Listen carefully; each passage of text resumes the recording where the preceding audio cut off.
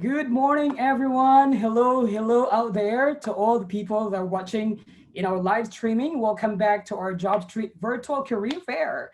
And I know this is very exciting, guys.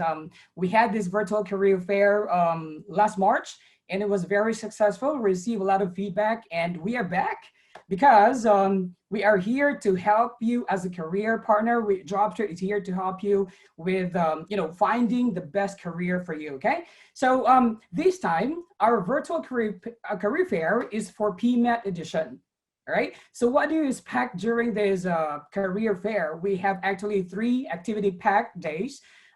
These are inclusive of all those live streamings, and we have a lot of topics to discuss for those 3 days. And also, I understand that 2021 is still a challenging year for everyone, or probably not all, but a lot of us. So we are also partnered with Future Learn to offer free certified courses. So don't forget to join or take up the courses. These are actually free of charges. And then they also provide certified certificate rather after you take the courses. And not only that, we also have professional career coaches with us. Later on, probably tomorrow, they also have their own talk. And you can also visit our website. Over there, you can see buttons like level up your career or get prepped with career advisors. So you can actually, talk to personally to these career coaches. Okay, so I'll leave it up to you to explore the the website. All right, so today, to kickstart the live streaming, we're actually joined now with 3 beautiful and handsome speakers. And then they're going to talk to us about, if you can see my screen right now, right? They're going to talk to us about managing your career in changing world of work. So I know it's very challenging. So how do you want to manage your career, right? So without further ado, let me introduce to you the first speaker. Hi, Deepali, can you hear me? Deepali is the managing director for LHH. Hi, everyone. How are you this morning? Hi, I'm going to stop the sharing so everyone can see you. I look forward to the next hour or so with you. How are you, Deepali? Very good. Thank you. All right. So I'll leave the screen to you. You can show your presentation if you'd like to. Thank you, Bill. Let me kickstart perhaps with a quick introduction to myself and then followed by my fellow panelists today before we actually jump into what we have outlined for you. I'm the managing director of LHH in Singapore, and broadly my background is from management consulting. So spend more than a decade working with the likes of big brands like PricewaterhouseCoopers, Deloitte, Accenture, all focused in the HR people talent space, a space that is extremely important today and has come to light. So we'll definitely look forward to sharing some experiences and, helping you understand, how you can go through your career journey in a better way. I'll hand over to Bill, who is very fondly a coach with us as well. Okay, thanks very much, Deepali, and good morning to everybody out there. Thank you so much for joining today's session.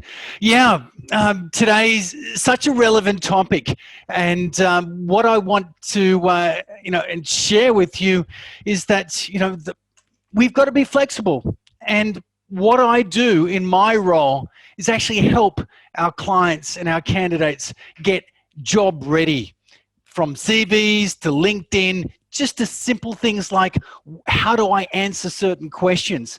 So we'll be covering that off today, and I really looking forward to the session, and looking forward to taking your questions and hearing from you as to what's on your mind as well. So thanks very much. I'll pass over to Sylvia to introduce herself, and then we'll kickstart the session. Good morning, Sylvia. Hi, morning, everybody. Thank you for having me here today as well. I'm Sylvia here. Just a quick introduction of myself. I am a recruiter that has been in the industry for more than 8 years, and of course now a project lead from Adecco. that supports various projects and managing different programs initiative with our partners. So later part in our conversation itself, I'll be presenting some of the upcoming projects that we have with FG United. So do stay tuned and look forward to speaking to you guys in a while. Great, passing back to you guys. Thanks very much, Sylvia. Okay, so we'll I'll just move the slides over to Deepali. Would you like to take us through what we'll be touching on today's session? Absolutely.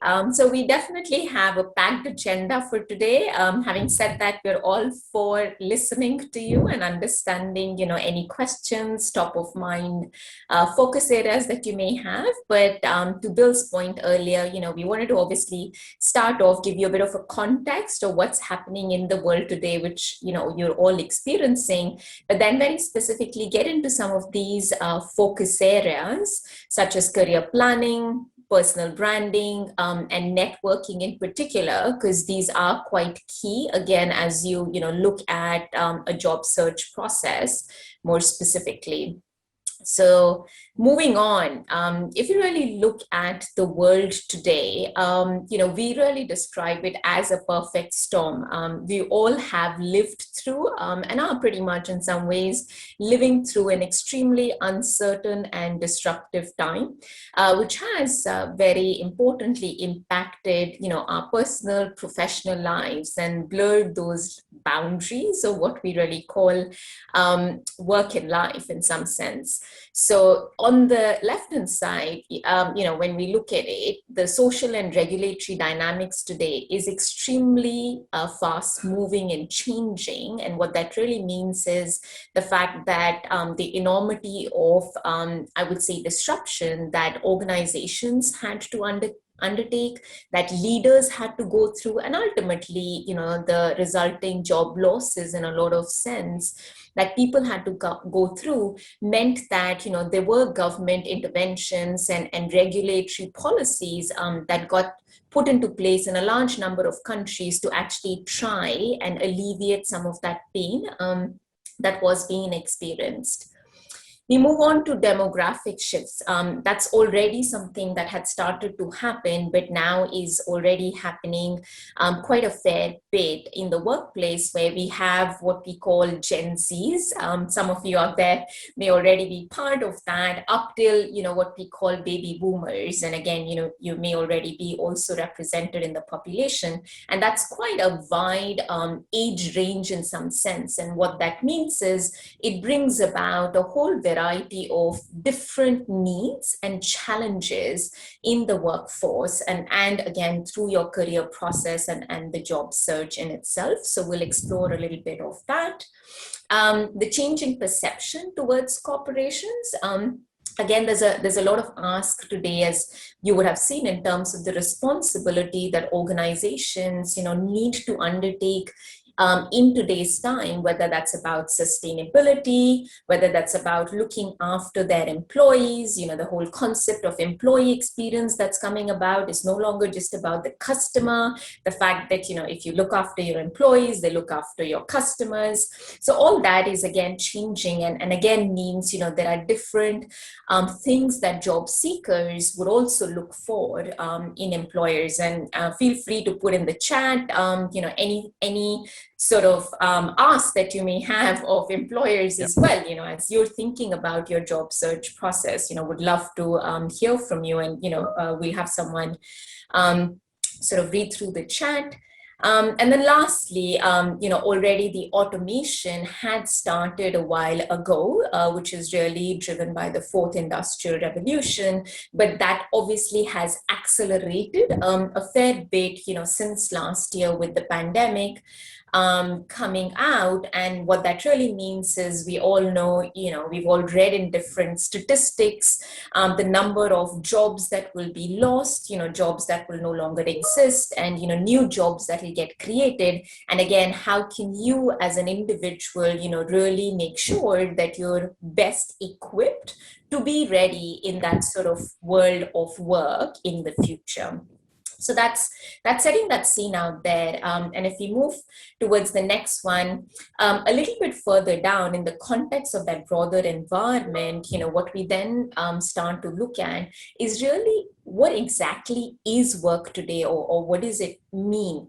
And some of that is again driven by the external and internal environment that is existing in organizations today. So what's happening is, as we go through some of these boxes, there's obviously a lot of change and transformation that is going along in organizations at multiple stages and levels, whether that's driven by culture, whether that's driven by process, whether that's driven by disruptive business models, outsourcing, the fact that entire industries have gotten disrupted or fully impacted. And so there's a lot of innovation and new thinking that needs to come about, or is already coming about, and actually, what that would mean and how that would change what we typically defined as, a job or work in general. Some other elements that are also impacting that are the ability for people today to not only just look at full-time employment. There are portfolio careers that people are looking at, gig workers, and again, some of those statistics show that is actually exploding quite phenomenally, especially in certain regions of the world. And then lastly speaking, I think it also boils down to some of those factors which I talked about, the generational differences. It is, playing the fact that the demands and expectations of both employees and customers is changing quite rapidly. And then how can we ensure that as we go through our job search process, we really understand ourselves, where we are, what we need, and try and map that back to actually where an organization potentially is, and how that sort of marriage takes place. So, we are in a happy place from our own career perspective. So I think the first element that we really wanted to, that's why touch about, was the fact that I think it's already drastically changed from decades ago, where people basically went on, as I would say, in life. You go to school, you get married, you have kids, you have a job, and that's all sort of organic in some sense, and you don't really think twice, and you're not deliberate about it, if I was to say. And that has already fundamentally changed, and is what we really want to talk about in this whole career planning element. So if we move on, some of these statements here, and again, please feel free to put in the chat, what you see here resonates with you, or anything additional, that's not here and you'd like to share your thoughts with the other audiences.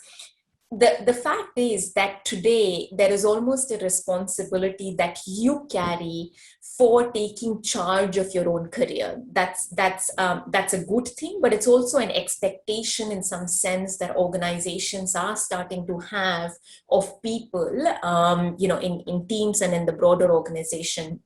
And the reason for that is, as some of these quotes say, jobs are no longer guaranteed for life. I'm sure, many of you may have actually experienced, unfortunately, job losses, through the last year. So, that sort of disruption is here to stay. The fact that, organizations are relying on you to be responsible, right? So again, they want this to be what we very nicely in LHH talk about, sort of a triangle, which is the person themselves, the manager, and the organization. And all three need to work together in very close collaboration to really bring your career to life. And then finally, it enables you to actually adjust and reinvent yourself in this environment, right? So when you actually take charge of your career, you know what you want, you sort of know what is best. And that triangle of your manager and the organization is there to actually feed you with ideas and opportunities in terms of how what you like, what you enjoy, and what you want to do, you can actually bring to life in some sense. So that's basically, why this is important. The steps that you can actually take to undertake a career planning process. So we just wanted to, help you think a little bit in terms of what are the 4 key steps that you could think about as in case if that's not something you've very deliberately thought of. The first one is, just reflection of what is your professional objective? What is the kind of work you want to do? What direction you're heading? Again, do you actually want a full-time job, or you are looking, for part-time role, or do you want a portfolio career? And again, setting that broad level objective and understanding of where you're headed is very important, because all the other steps will actually follow through and will guide you and keep you honest in sort of that journey ahead. The next comes charting your career alternatives. So really, I think, again, being very focused about what is it that you don't want and what is it that you do want, and whether that's about specific job functions, job roles, tasks, fields, industries, and I would even add to that and say skills really. What area today and in the future is it that's most interesting to you, and where do you want to go, and actually also what you don't want to do, and that's good. You can almost make a bit of checklist to say, these are all the things that I'd like to do, but these are actually some things I don't want to do as well. And that's good because it allows, again, and keeps you honest, when you are going through that sort of job search journey. Building an action plan based on that. So once you've articulated what you exactly want, it's good to actually build an action plan, which comprises of, what exactly are the activities that I'm going to do to actually reach that goal?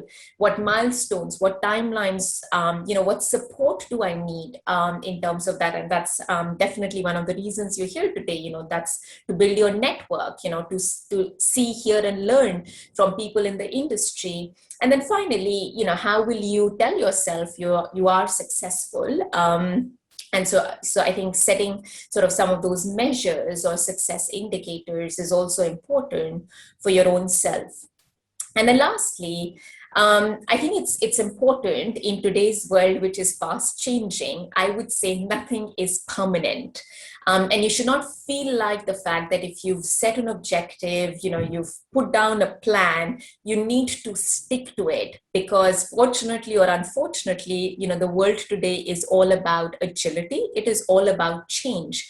So reflect on it, review it. And, as you're going through the job search process, if you actually think that, there are some things that you didn't really quite think that you would want to do, you would enjoy, or you're getting opportunities in areas or jobs even that you didn't think that you're fit for, take a moment, pause and reflect, and actually feel free to adjust your plan, and make sure that it is an ongoing process and a showcase of the reality that you are experiencing today. We move on just to close off, I would say, this section. And this is, I would say, for this section, this is something that we'd love to leave you with in some sense. It will help you do a bit more of a deep reflection, post the session, perhaps when you've got more time.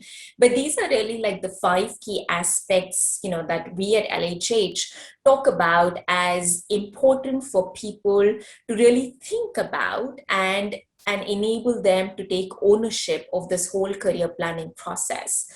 So what are these 5 elements? The first one being personal characteristics.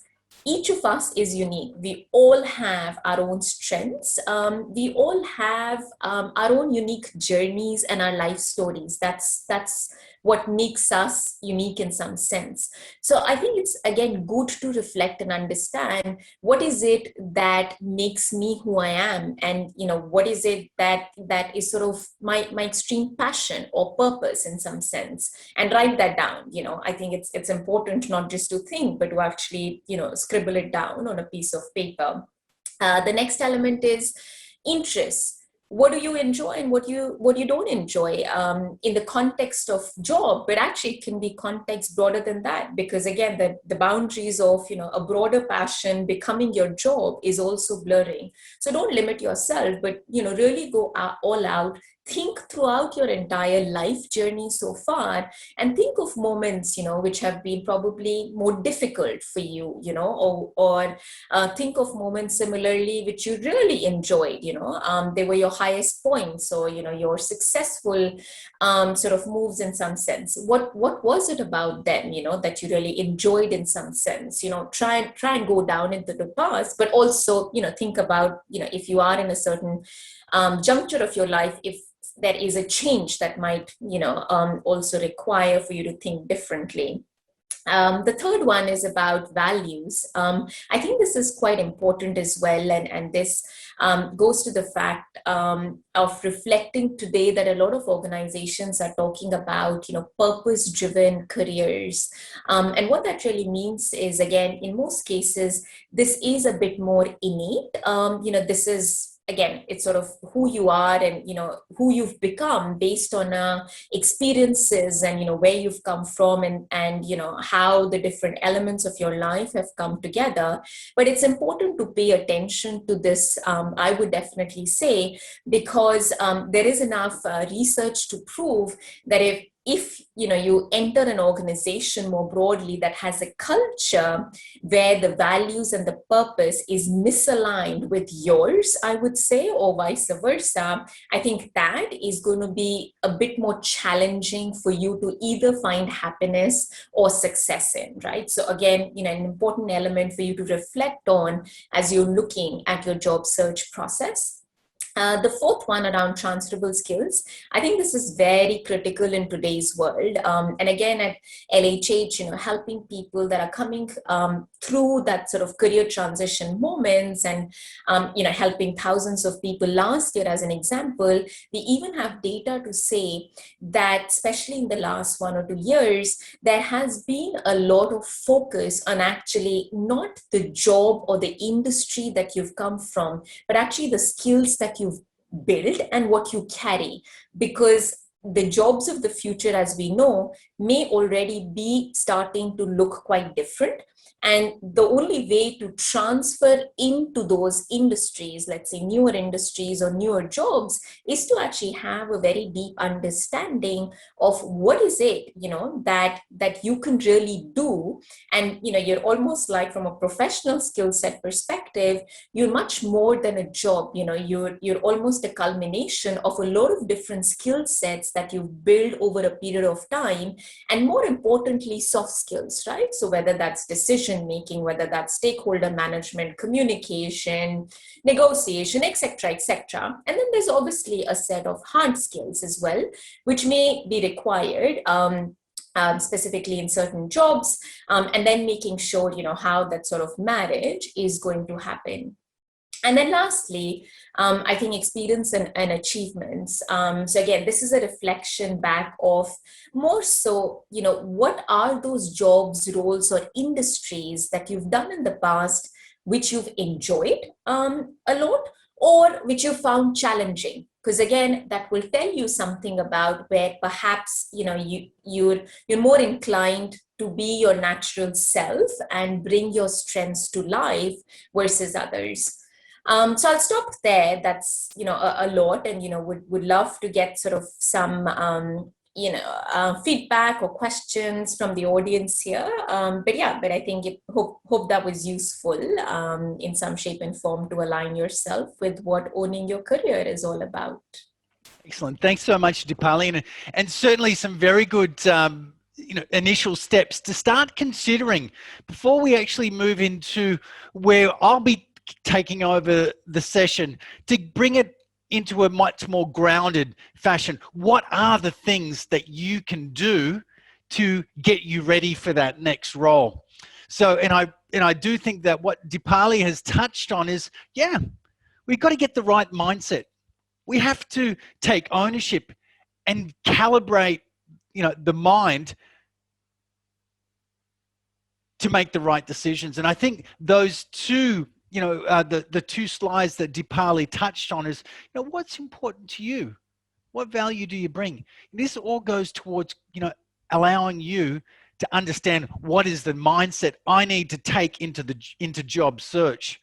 Because one of the things that I'm finding in dealing with many clients over the last few years of working with LHH is that they've got some great skills. They've got some great experiences. They've worked with some really good companies, with some great people as well. And when they're in job search or they're looking at a career change, sometimes their skills are not impacted, but their mindset is, their confidence. And that very much goes towards how does it impact how they go about searching for jobs. So what Deepali touched on is getting the head right, getting the mindset right. So when we start talking about issues like branding, hard copy branding around CVs, covering letters, online branding with regards to LinkedIn, the various platforms that are available there, they all do require this get up and go attitude, this motivation to get that next role, because getting a role, finding that new role, finding that new career is a job in itself. It's not just a matter of I apply and I'll get roles. That has changed. I think Deepali touched on that earlier, that we do require a broader set of skills, a broader approach to ensure we land that next role. And what I'll be talking about here in personal branding goes very much to that point around what drives you. Who are you? What do you stand for? So keep the questions coming. Always delighted to screen through and have a look at some of the comments and questions coming through, because it'll make what we're talking about here that much more relevant. And on that note, Bill, do you want to take two of these questions? I know some you've already answered. So one question here says, does experience or certificate, which of the two is more important in a job search? As a diploma holder, sometimes, I do find that it's difficult to search for jobs as they will compare you with a degree holder. Yeah, okay. And I think it's a good question and very relevant. And my point is that you've taken, it's not what you've achieved and what the outcome, whether a degree or a diploma. A critical part is that you've put yourself in a position to upgrade your skills, to learn and develop certain skills. And if it does land on a diploma on this case, then the question becomes, how do you bring life to those skills? How have you brought those skills and applied those skills in your working environment? As Deepali said, bringing your story to life, bringing your journey to life is so important. And if you've got a degree or if you've got a diploma, this question is still valid. Okay, how have you applied that learning? Give me an example of when. So really good question, and I would encourage you to think about how your experience has enabled you to bring some of those learned skills to life. Thanks, Deepali. Another one there, how do you value regional experiences going forward? Yeah, it's how do you value regional experiences? And I think it's very much about, do you have relevant experiences that are meaningful to your potential employer? And I would like you to start thinking about not country specific and think about it using particular labels. I'd like you to think about regional experience. What type of market? Is it a mature market? Is it an emerging market? Is it a developing market? And where are your experiences in relation to those definitions? And if you do have experience in developing markets, as an example, the learnings from that could very well be applied to a hiring manager or an organization that is looking for talent to grow their business in another emerging country. So it doesn't have to be like for like. Think about it at a higher level and looking at the types of market and where you've picked up that experience. And then the last one for now that I'll pick up. So it's from Steve. It says, could you give an example on how to capitalize on one's transferable skills when competing for a job? I think that's a great question, and I think something that's on a lot of people's minds. Bill does it, obviously, I think on a daily basis, but the little that I can also talk about from experience is the fact that firstly, understanding actually, what your transferable skills are is the first step. Unfortunately, a lot of people, when they are looking for jobs, the first thing they go like is, I'll just give a random example. I've been an accountant for 10 years. The only job that I look for is an accountant. It may be in a different industry to where I was, but all I can do is accounting. And that's not true. I think you would have built through your 10 years of being an account, like the accountant role gives you the hard skills to be an accountant, but actually a lot of soft skills that you would have developed through the journey is probably the element that you're overlooking. Correct. Now, again, if you have the appetite to actually make a move to something that's quite different, from a role perspective, that's where you sort of have to understand and match. So a lot of your softer skills could actually be transferable, but at the same time, that doesn't take away the fact that you may need to reskill or upskill on some of the technical skills to still get to the job. So if you are looking at quite a different move, I wouldn't say that, you would hold all the transferable skill sets and you can make an easy jump. It may be possible, but not all the time. But I think, to me, the biggest element is the realization, understanding, and being quite, deliberate again about understanding who you are and what you bring to the table, and actually, relaying that as part of your process as well. Yeah. The transferable piece, and looking at, and working with candidates over the years is that, there's many transferable skills. And the key question that we work on is, what are the relevant transferable skills for the roles that you're applying? And this is where it does require a degree of flexibility.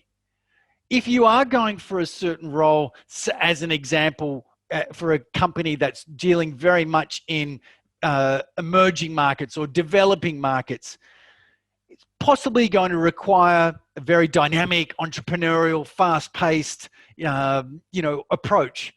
Whereas sometimes it's a more mature market, established clientele. It's a different set of skills. It's about maintaining a relationship. It's about keeping the lines of communication open.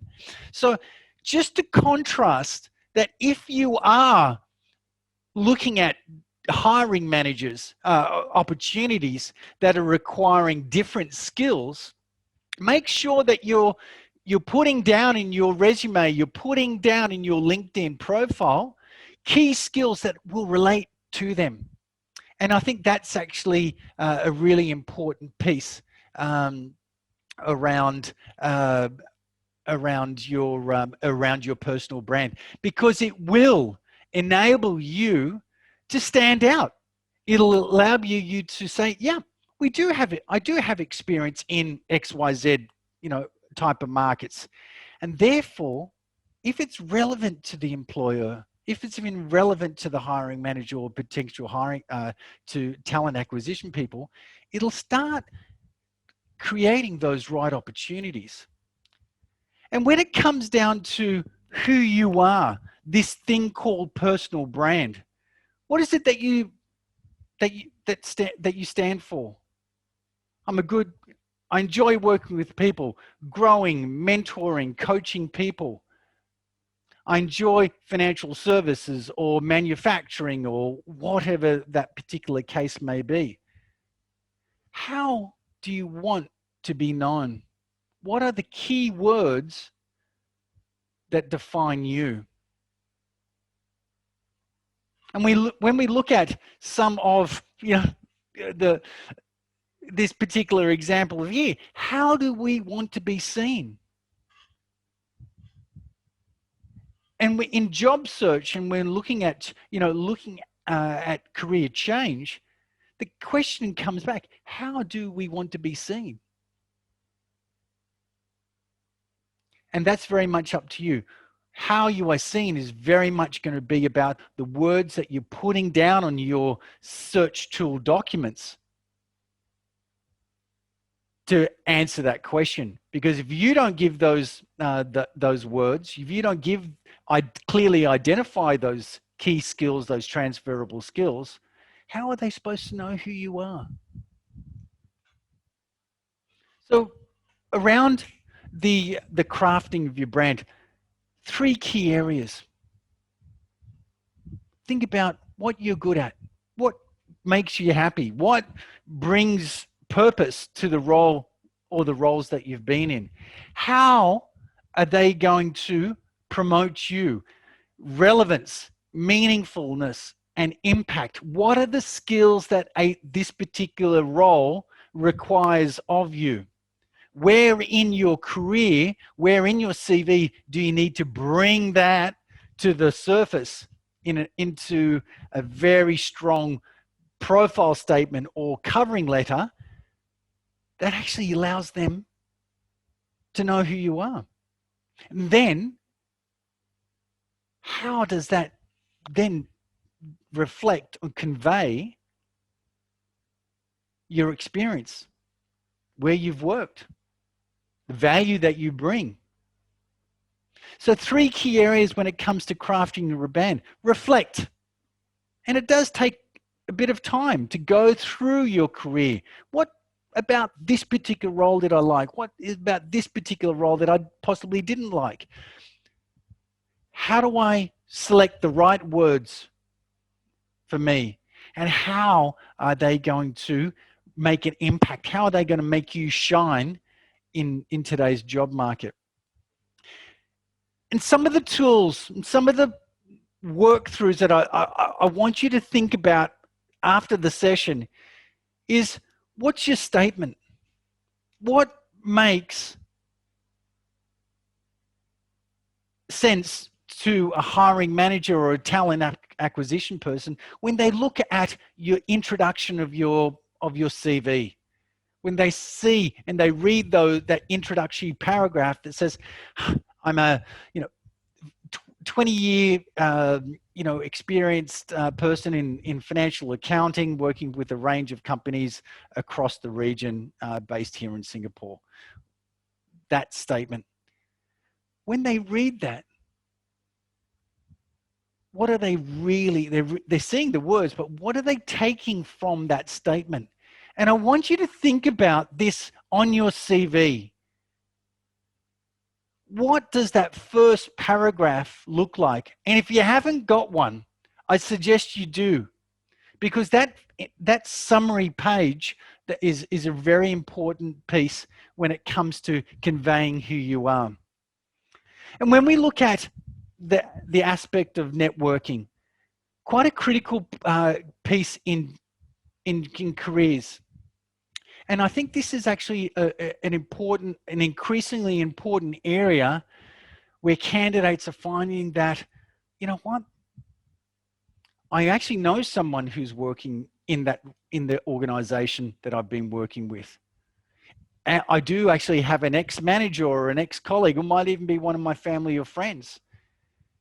Your network is a really important asset for you to understand. And working with our clients, we do focus in on this piece. Say, okay, who do you know in the market?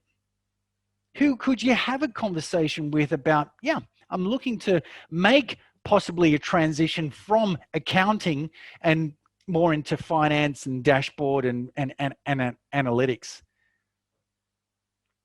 I've actually find that we've got great, these little gold nuggets in our networks that allows us to understand the market, but also to leverage and multiply our effect through in our job search. So write down, think about your networking of how you can leverage it in a positive way. And one of the things I would ask you when you're thinking about your network, don't just go to your network and say, hey, I'm looking for a job. what can you do for me? Networks don't work like that. I mean, you can have those conversations with people that you've got a close personal relationship and understand you. But if it's a hiring manager, or if it's a recruiter, or if it's people that you've got more of an arm's length relationship with, you need to adjust your approach. I'm looking to enter the market, like to understand, what are the key things, that I need to know about XYZ company or this particular sector. So networking can be a source of strength, but it could also be a source of great knowledge as well. And as I touched on here, there are some challenges when it comes to networking. Not everyone is good at it, but one thing I do know is that there are always people that you can talk to. And networking isn't about size. It's not about, if I've got 500 people, therefore I've got a better network. No, it doesn't need to be that. But think about what your message is to the market and make sure that you're very clear as to what you're telling them. I'd like to move from accounting into financial and data and analytics. And you've got to know your why. Most of the times when people ask me, Bill, I'd like to move from this role to this role, I say, okay, that's great. Tell me why. Know your why. Okay, so post-session, think about who lives in your network. Who are those A's, B's, and C's, that have worked with over the years. Really, really important piece. Okay, and it could come through from family, friends, networks, contacts that you've got around your personal life. There's so many. And this typically allows you to look at where certain opportunities can be. How do you see yourself? The question I have for you, what's the one thing that people have told you they found interesting about you? Okay, so I will actually now hand it over to Sylvia. Sylvia, good afternoon. All over to you to take us through the final section of today's session. Thank you, Bill, so much for your insight sharing of where the candidates and attendees today can start on their job search strategies in the changing world today. And for those who have just joined us, as mentioned earlier on, I'm a project lead from Adecco that supports various programs and initiatives with our partners. So with that, today, as mentioned in the slide here, I'd like to take the time today to share with you a partnership that we recently have with SG United that started in March this year. So we support 3 groups of harder to place job seekers in the market to secure permanent opportunities here in Singapore within the various 8 specializations as listed over here in the slides. So as we have a shorter session today for any employees or employers who are interested to know more, do feel free to reach out to us with the context that is mentioned over here in the slides. And my team and myself will be very, very happy to assist you on any further questions. Yes, that's it from me here. And yeah, jump down to the Q&A session. Okay. All right. So just looking through, thanks very much, Sylvia. And I think that's, I'll go back to that slide because there's some really good contact information, give people a chance to either take a screenshot or take a photo on their camera. But hey, quick question for you, Sylvia. Some really great opportunities available. It seems like it's quite a broad spectrum of opportunities that are coming up. What are some of the changes you're seeing in those opportunities presenting itself in the market in recent months? I think for now itself, right, it has been rather slow within the market in terms of looking for jobs. So some of the challenges, right, especially the individuals that we are assisting now within these 3 categories, is that they sometimes face some challenges in terms of the career switches and career changes within their area of scope. So therefore, where the consultants actually come in is to actually assist them to see what kind of other opportunities there are in the market for them, and of course to better help them in terms of educating on how to better present their profile, and of course, like what you mentioned earlier on, highlighting some of their personality in terms of their values, and of course how they want to better seek for their next career opportunity. That's great. Okay, well, that's yeah. Hopefully, those dots are joining a little bit, Sylvia. And is in terms of, so there's candidates, and then there's obviously your company connection as well. Okay, Yes, correct. that's great. Can reach out to them. Yeah, I was just looking at some of the Q&A. Certainly, it seems like there's a profile of some of those of the participants that will really benefit from reaching out. So this is a very good go-to action page for you, Sylvia. I'm expecting you're going to be pretty busy. Yes. And on that, I think there's just some quick questions coming through. Is it just for citizens or PRs? Is that 6 months, the hard criteria, etc.? So Sylvia, do you just want to very quickly talk about that in terms of the eligibility conditions?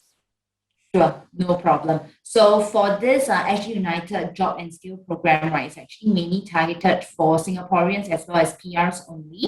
So with regards to unemployment for more than 6 months, is to actually support individuals who find it challenging to secure opportunities within a period of time. So yes, unfortunately, we are only supporting candidates who are unemployed for more than 6 months or 6 months and above.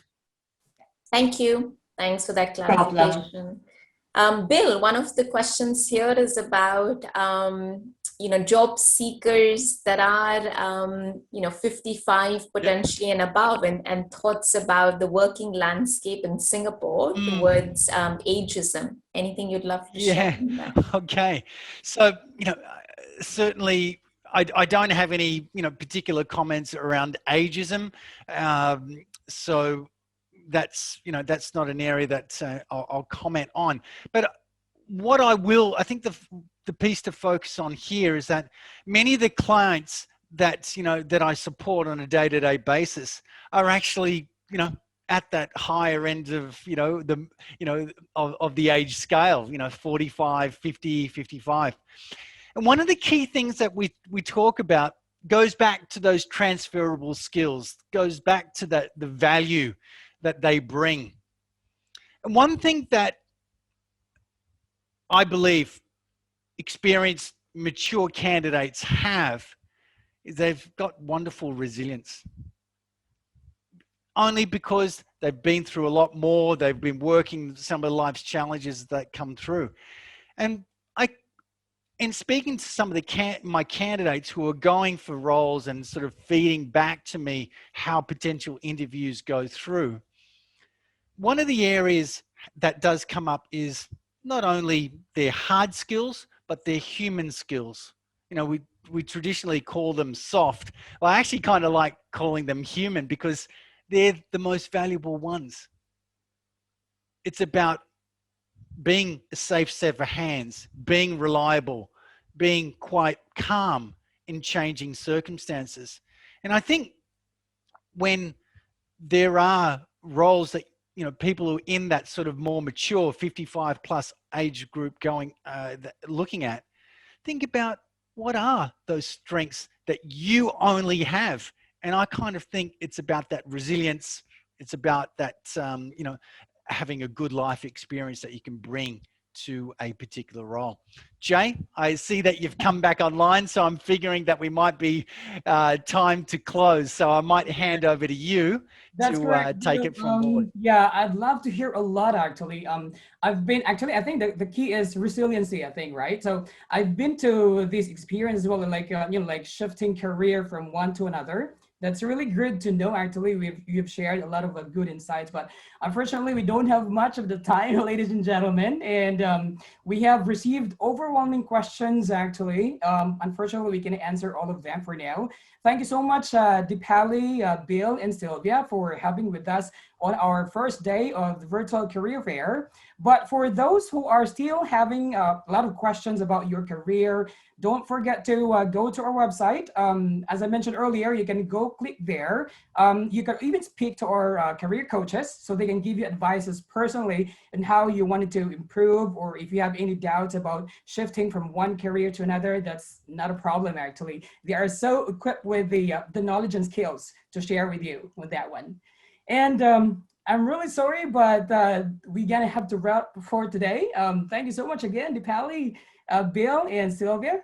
And everyone, welcome. we're gonna see you on the next session. We have another one tomorrow. That's gonna be 1:30 p.m.